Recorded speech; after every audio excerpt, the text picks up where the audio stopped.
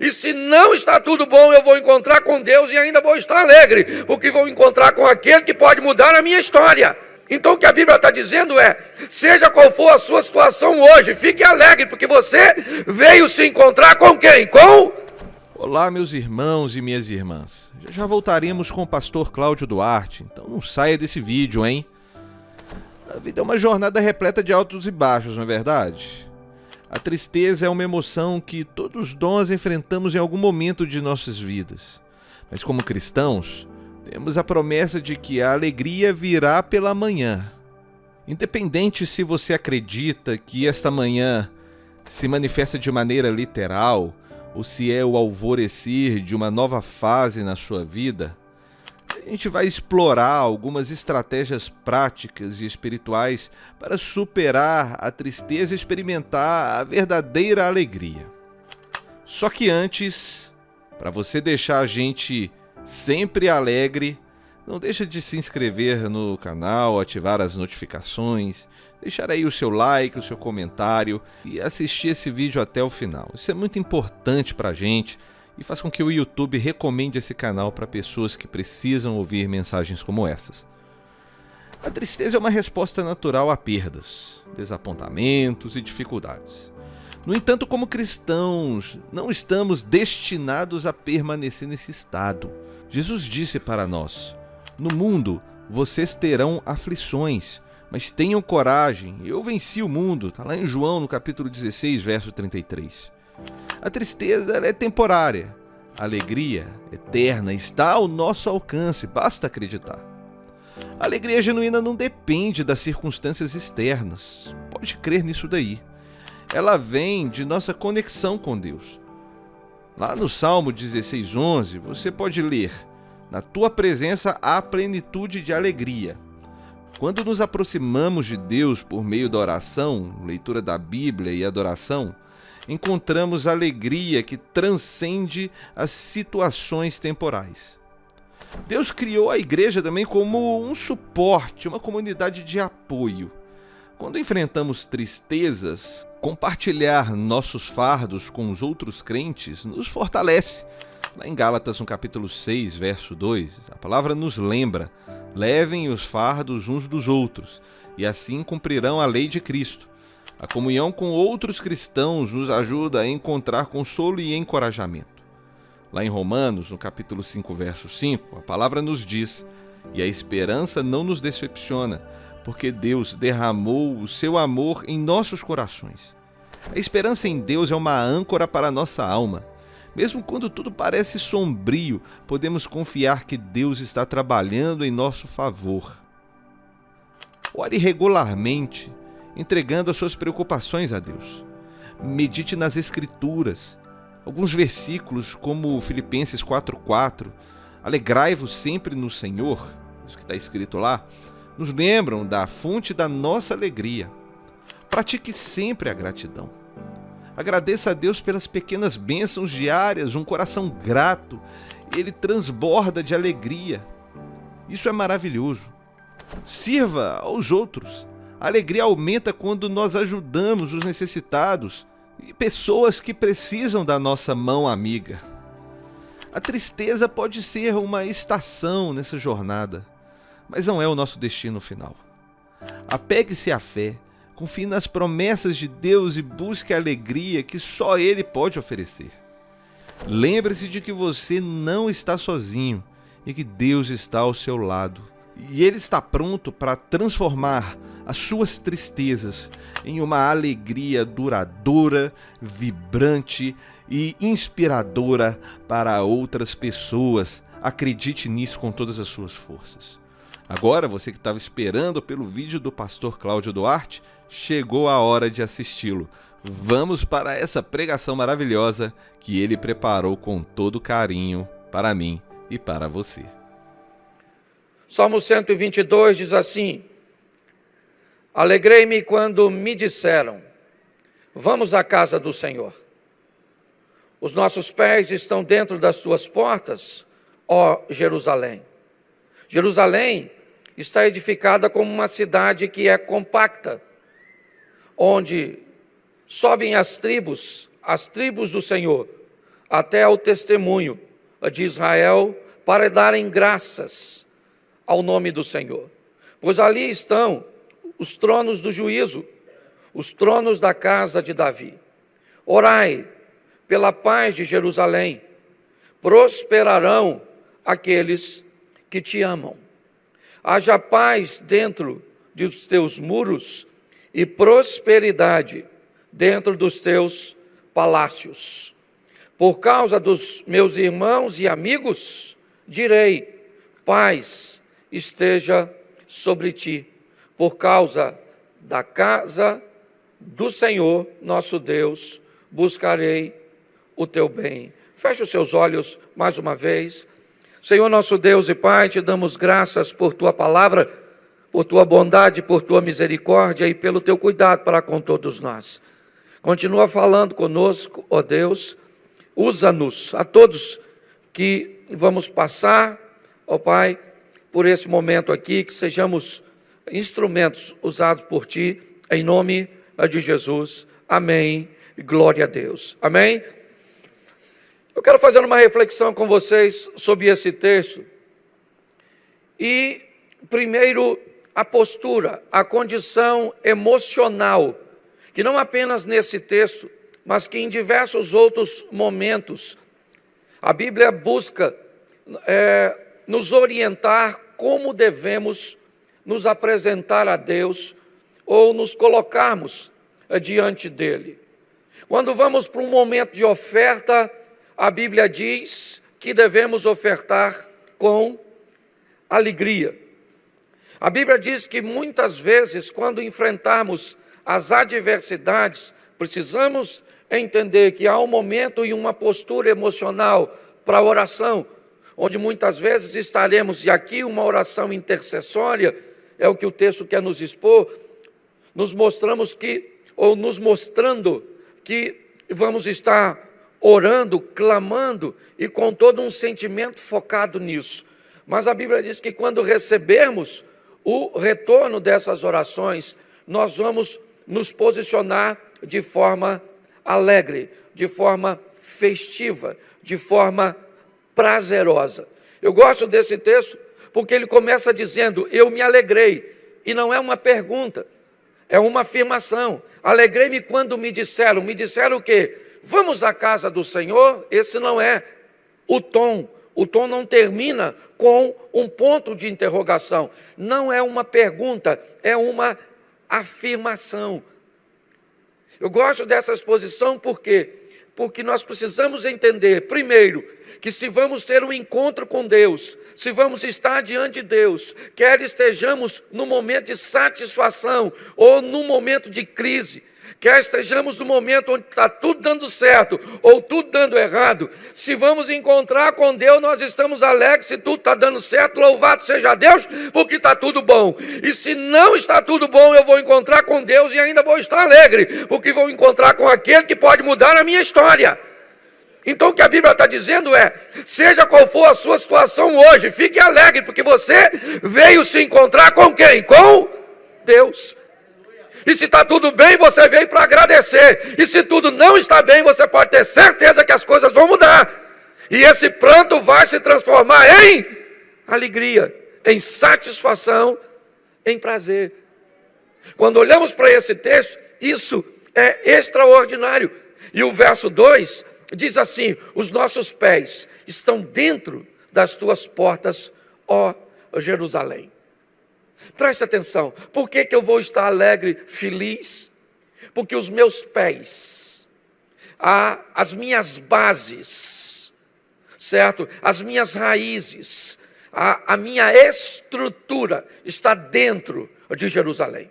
É muito importante você, quando ler a Bíblia, entender o que é mensagem para judeu e o que é mensagem para a igreja.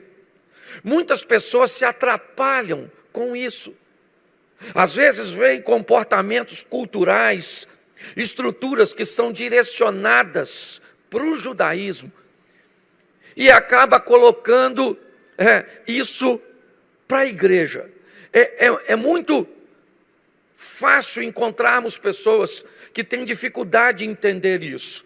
Preste atenção, se nós fôssemos levar isso a nível literal, primeiro, nós não poderíamos estar agora na casa do Senhor. Primeiro, porque ela não existe mais. O local que o templo fora construído, certo? É hoje uma mesquita. Então nós já teríamos problema de dizer: alegrei-me quando me disseram, vamos à casa do Senhor, porque se nós olharmos isso de forma literal, isso seria impossível. Dizer que os nossos pés estão dentro de Jerusalém, ou dos muros de Jerusalém, também seria outro problema, porque nós estamos em Xerém. Já deu para notar? Certo? Ou seja, nós precisamos ter uma visão um pouco mais ampla. O que o texto quer dizer, na verdade, é os meus pés, as minhas bases, os meus valores. Aliás, quem está indo para Jerusalém para festejar, são 7 festinhas. Para quem acha que crente não tem que ser alegre, judeus têm 7 por ano. Só para tu entender como é que é a vibe do povo de Deus a nível de festividade, de alegria. Não é à toa que crente gosta de festinha. Louvado seja o Eterno. Mas preste atenção, meus valores, meus fundamentos, minhas bases, independente de onde eu esteja, olha bem, elas estão nos princípios, nos valores, naquilo que Deus estabeleceu, no povo que Deus escolheu. Quando o texto está dizendo, os meus pés estão dentro das tuas portas, não interessa se eu estou na universidade, se eu estou no trabalho, se eu estou na minha casa, se eu estou num cinema, num shopping, as minhas raízes, os meus valores, as minhas atitudes e as minhas ações são pautadas, se isso é importante, certo? Onde Deus, ou nos valores de Deus. Posso ouvir um amém? Isso. O verso 3 diz que Jerusalém é uma cidade edificada de forma compacta, de forma bem estabelecida, de maneira forte. Bom, se nós não estamos falando de Jerusalém, certo? Lá no Oriente Médio, nós estamos falando da igreja. E quando falamos que a igreja, que na verdade somos nós, porque a Bíblia diz que Deus não habita em templo feito por mãos humanas. Então, ainda que em determinado momento não estaria de forma nenhuma equivocada eu dizer, alegrei-me quando me transformei na casa do Senhor. Porque hoje a casa do Senhor somos nós. Amém? O texto no verso 3 diz que é uma cidade forte. Uma cidade que por anos a fio, ainda que o texto não viu tudo isso, o escritor, todas as destruições, todas as ocupações, todas as crises, todas as vezes que derrubaram seus muros, todas as vezes que queimaram o templo, todas as vezes que jogaram tudo por terra.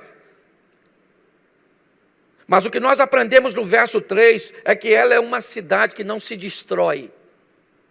Ela é uma cidade que vê aqueles que a destruíram lá na frente serem exterminados, sejam eles assírios, babilônicos, sejam gregos, sejam romanos, certo? Sejam quem for. A estrutura mostra algo muito particular a respeito daquele que vai viver com Deus. Nós precisamos entender que somos alegres, por quê? Porque nossos fundamentos estão em Deus, e se nossos fundamentos estão em Deus, nós somos indestrutíveis. É importante entendermos isso. Nós, independente das crises, dos problemas, das adversidades que vamos enfrentar, nós vamos nos reerguer.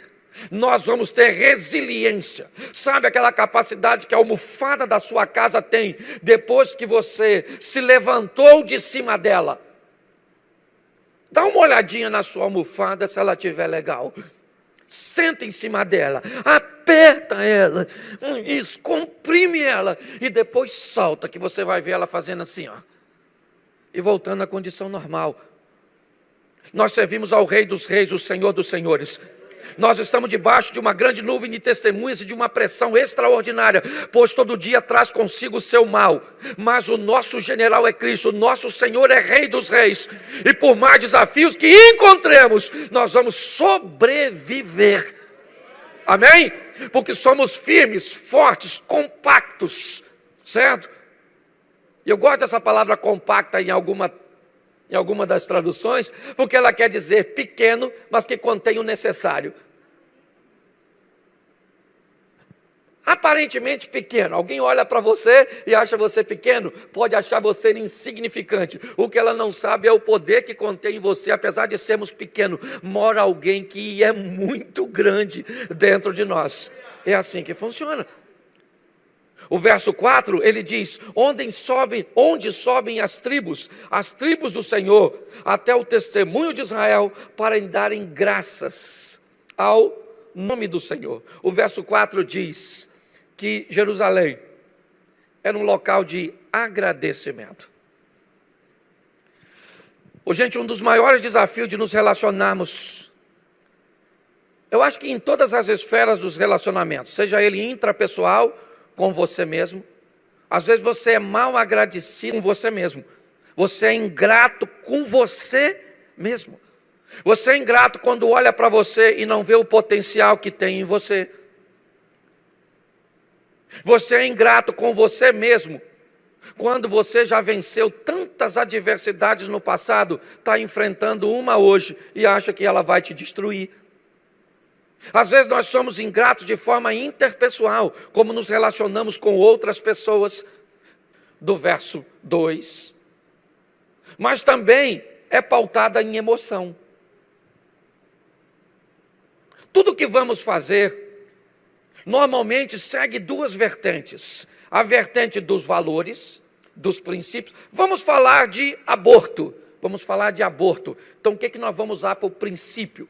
Por raízes, por base, ok? São esses princípios, essas bases que vão fazer com que eu defenda a minha opinião sobre tal assunto.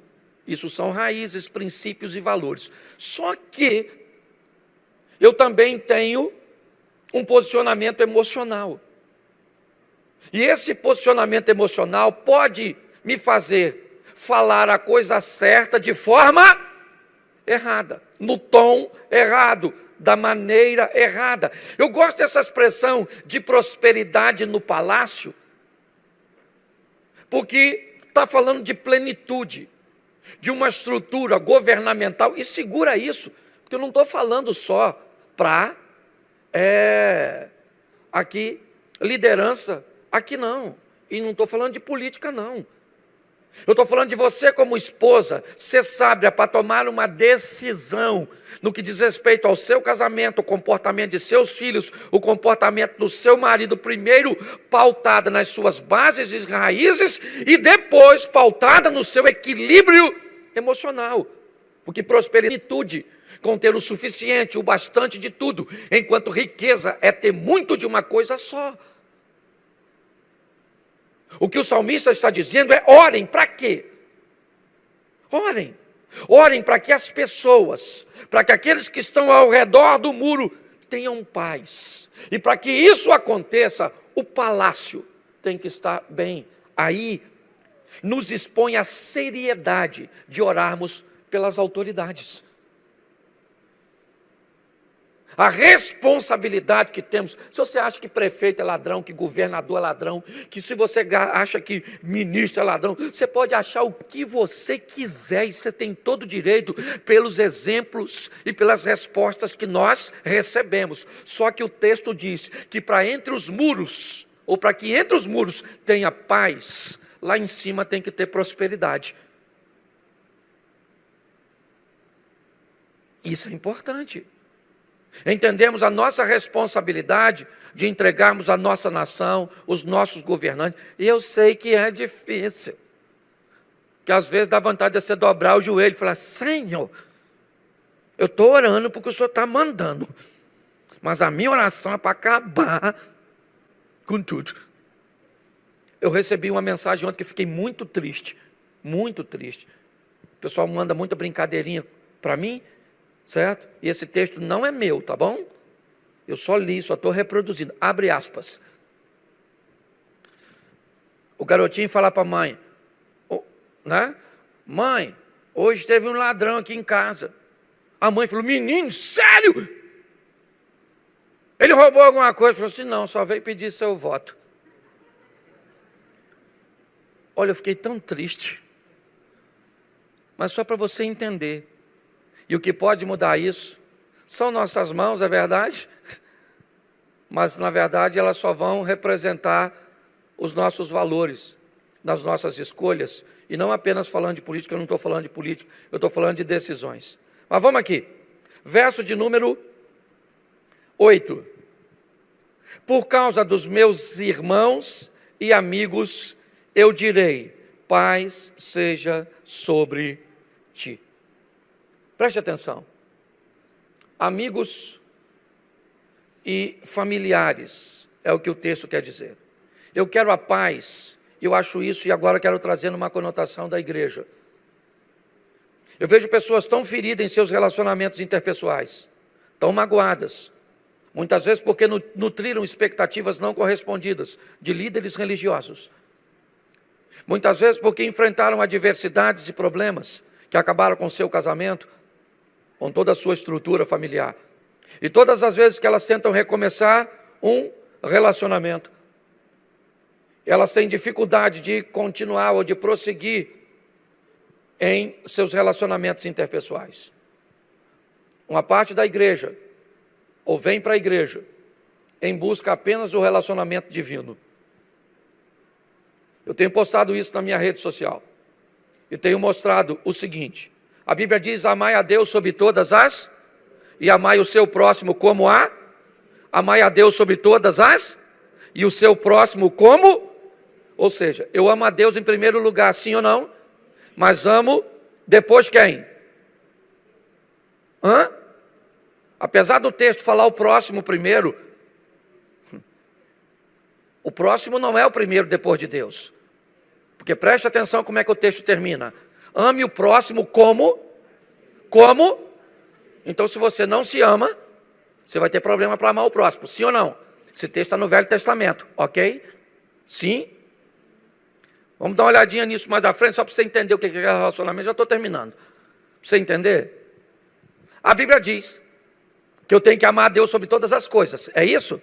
Depois eu me amo e depois eu amo o próximo. Vamos lá. Não posso isolar o texto? Lá no Novo Testamento diz, como eu vou amar a Deus que eu não vejo, se eu não sou capaz de amar o meu próximo que eu vejo? E agora o negócio parece que inverteu. Porque a Bíblia está dizendo que eu não vou conseguir amar a Deus se eu não amar o próximo. Primeiro eu amo o, para depois eu aprender a amar a. Deixa eu te explicar por que é isso. Porque essa construção de amor, ela vem na infância. E se você lembrar, se uma criança, né, ela morre, ela vai para o inferno? Pare e pense nisso. Numa idade onde não há consciência? Sim ou não? Sim ou não? Então preste atenção, o primeiro amor que essa criança descobre é o amor do próximo que ela recebe. Você já viu um cego sorrindo, um cego de nascença? Você sabe por que um cego não sorri? E quando tenta sorrir, seu sorriso é sempre quebrado? Porque o cego nunca viu ninguém sorrindo. É por isso. Então, para encerrar aqui essa questão de amor, entenda, amo primeiro a Deus, depois a mim e depois o próximo. Aí o texto vem e diz, se eu não amo o próximo que vejo, eu tenho dificuldade de amar a Deus que não vejo. Isso aqui é piorar um pouquinho, para entender, ou melhorar? Quando nós olhamos para o Novo Testamento, Jesus fez algumas considerações e apenas para cumprir, e não para destruir a lei, foi isso que ele disse. Mas ele deu algumas colocações muito interessantes. No Velho Testamento diz, não matarás. Mas no Novo diz, se você se irá contra seu irmão, você já o matou. No Velho Testamento diz, não cobiçarás a mulher do próximo. Mas ele diz, se você, ou não adulterarás, perdão, no Velho Testamento. Mas no Novo diz, se você olhar e cobiçar, você já adulterou. Aí ele diz, em João 13, um novo mandamento vos dou, que ameis aos seu próximo como Jesus nos amou. Olha que coisa extraordinária. Agora ele está dizendo, você pode até não ser capaz de amar você mesmo, mas você agora não é mais padrão de amor. O padrão sou eu. Então ame o próximo como eu te amei. E é assim que funciona. Quando nós olhamos para esse ambiente, O que nós vemos? Que igreja é local de relacionamento. Infelizmente, um dos maiores danos da pandemia tem sido esse: o isolamento das pessoas. É muito importante entendermos que a igreja é um local de relacionamento, sim. Aqui estão pessoas que eu tenho prazer em lidar. Eu não venho para a igreja só para encontrar com Jesus, não. Ou só para participar de um culto. Quantas vezes antes de sair de casa, eu ligo para algumas pessoas e digo: queridão, vai estar no culto hoje? Queria falar com você, queria bater um papo, queria tomar um café, depois do culto vamos sair. Nós precisamos entender que esse é um ambiente de paz, e precisamos orar por isso, porque hoje está assim de gente, que acaba o culto e diz assim: eu vou me embora, porque porta da igreja só dá fofoca, não gosto de confusão. Então não dá para ser crente, filho, vai ser monge, vai para as montanhas do Tibete, bota uma cuequinha e senta lá, porque para lidar com gente é pauleira, gente é difícil. E para encerrar, certo? Ele diz, verso 9, por causa da casa do Senhor, certo? Nosso Deus, buscarei o teu bem.